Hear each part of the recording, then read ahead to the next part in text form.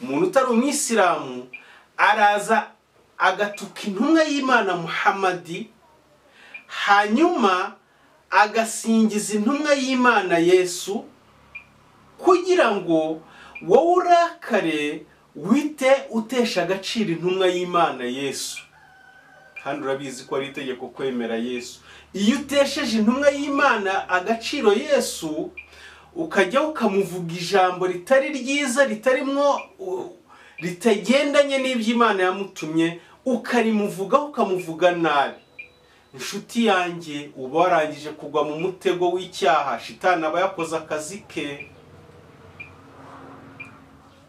Ni nayo mpamvu nakurikiranye kenshi ngo umusilamu nakubwira ikintu ngo jye umubwira ngo Yesu ashimwe, ngo kandi umwereke yuko Yesu ari ukomeye.